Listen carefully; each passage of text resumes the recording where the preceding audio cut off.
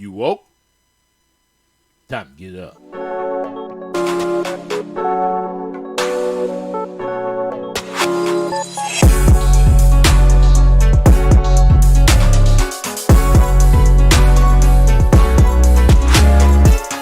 Welcome to Thought You're Woke, No Speed Limit Podcast. I'm your host, Alvin. I hope you guys are having a terrific day.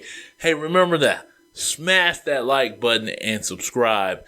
And after this, make sure you leave a comment as well. I want to hear what you got to say about this particular subject. Now, why is this subject interesting? I normally talk all about politics, about what's going on in Washington, what's going on in our state legislatures. How about the politics of college football? Let's talk about that for a minute. And one of the most amazing subjects to talk about is the current college football championship or playoff system. So let me start off like this. College football, if you don't know how college football works, there are 5 what we call FBS teams, or teams on the highest level. These are the biggest schools. They have the biggest fan bases, all those things. But there are 2 other levels in football. There's FCS, well, 3 other levels. FCS, Division II, and Division III football. What's unique about all those levels except FBS?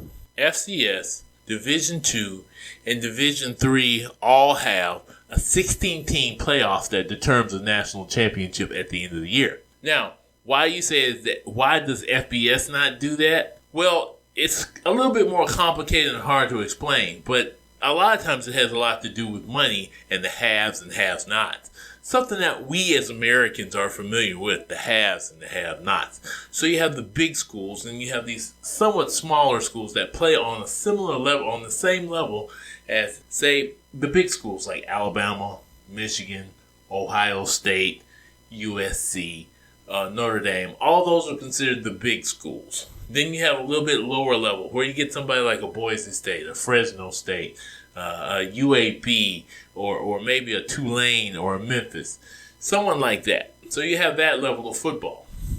And that is subdivided. In other words, there's what we call the Power 5. That's the divisions like SEC, ACC, Big 12, Big 10, and the Pac-12. So it's like 5, what they call Power 5 schools. Then there's the Group of 5, which is like Conference USA, the Sun Belt, the Mountain West, conferences like that, the MAC as well. So you got lesser competition, supposedly, in those schools. But they're still Division I schools, so they're FBS, and their FBS stands for Football Bowl Series. So in other words, these teams are eligible for bowl games at the end of the year, whereas FCS teams are eligible for a Football Championship Series. So it's a little bit different. So what is the problem with college football?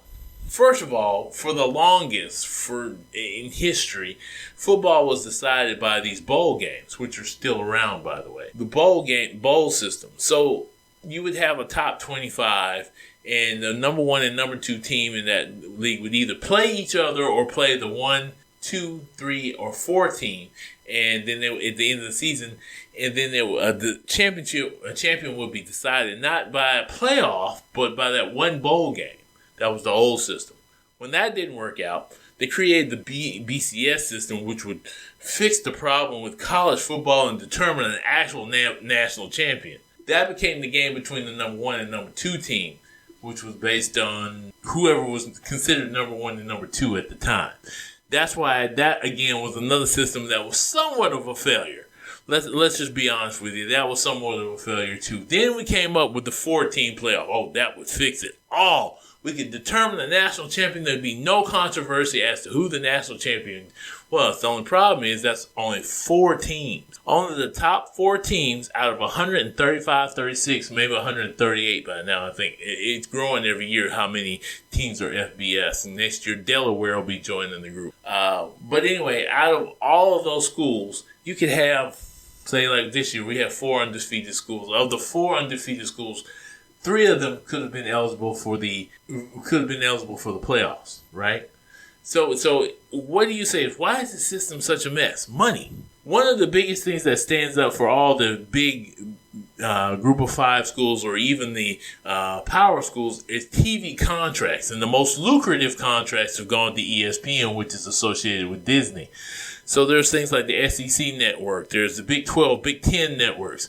They've got contracts with CBS and Fox Sports 1 and Fox, period. So these particular contracts are lucrative because you're getting your games on TV. That means there's revenue from ads that are sold during the period of the time of these games that are played on TV. And of course, who's going to draw the most crowd? The number one teams, the top teams. And Alabama has been the number one running team for almost 10 years. A little more than 10 years, it has been the top team out there. And Alabama historically has been a traditional powerhouse as far as football goes.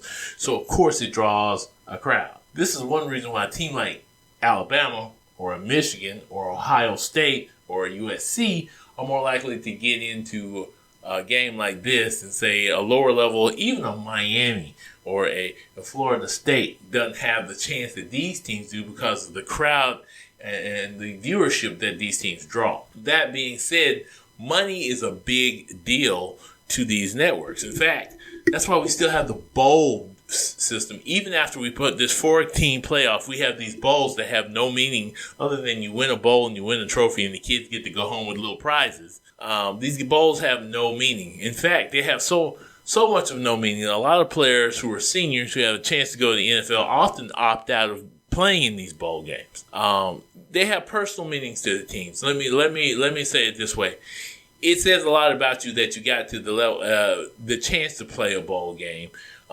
It's compilation for the fact that you won't be playing for a national championship or anything else. But these games are basically meaningless. In other words, they're entertaining to watch, but at the end of the day, they have nothing to play in the larger picture of who wins a national championship. Anything out of the top four games mean absolutely nothing. So then let's get to the controversy at hand. Thinking about the money that's involved with this and how bowl games and all of this plays into this, big TV contracts and all of that.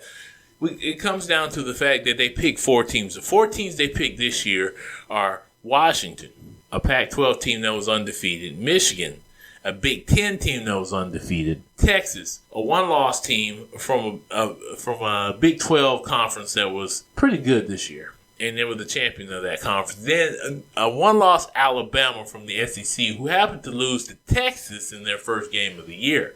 Now here's who was left out: Florida State, who's from an ACC, a Power 5 team who happened to win all of their games and was undefeated. Now, logic would tell you in any other, Super Bowl setup, or any other championship setup, that the undefeated teams would have gotten in. So there would have been 3 undefeated teams, and then they would have fought over who should have been the 4th seed in that. And Alabama possibly still would have won the 4th seed. Let me tell you why. Because they beat Georgia, who was at the time the consensus number 1 seed, number 1 team, before they lost in the championship to Alabama. So by being that they were the number 1 team, they deserved that spot. Alabama would have deserved that spot. Now, here's the problem that comes in hand.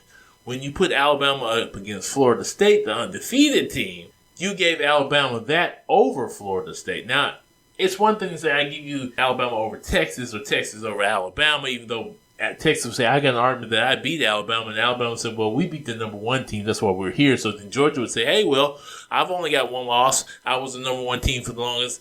I got a chance again. There would be a whole lot of controversy, but it would come down to the fact that Alabama at the time beat the best team in football at that time. So then maybe Alabama would get in, and it would be less of a controversy. But the controversy comes when you leave out an undefeated team like Florida State, which is considered one of these Power 5 schools, big boys in the schools system, and you leave them out because you don't think it would be a competitive. The committee has selected and decided it wouldn't be a competitive game because your quarterback has broken his leg.